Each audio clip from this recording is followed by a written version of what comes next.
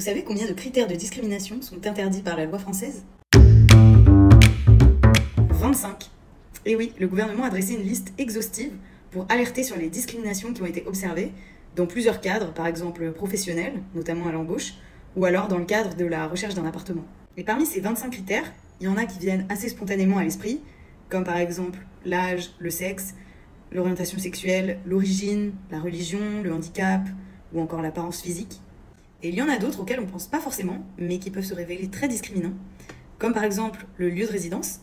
On ne va pas être perçu de la même manière et on peut être discriminé en fonction de si on habite une grande ville ou dans un milieu rural, ou par exemple dans la capitale à Paris, ou en région, ou dans une banlieue mal vue. La vulnérabilité économique apparente. Celui-là m'a intriguée, et en fait il a été ajouté à la liste des critères de discrimination pour protéger les personnes aux faibles revenus, par exemple les personnes qui bénéficient des aides sociales ou les personnes licenciées. La domiciliation bancaire. Celui-là a été ajouté en 2017 et il concerne les personnes qui ont un compte bancaire hors de l'Hexagone.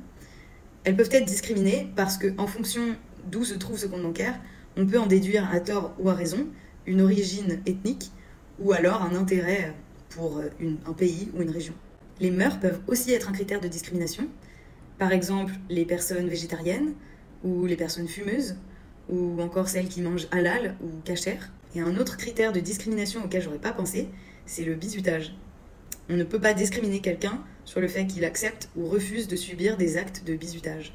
Je trouvais ça pas mal de faire un petit rappel de ces critères de discrimination parce qu'on est tous biaisés et on a tous tendance à se juger les uns les autres et se catégoriser sans forcément s'en rendre compte.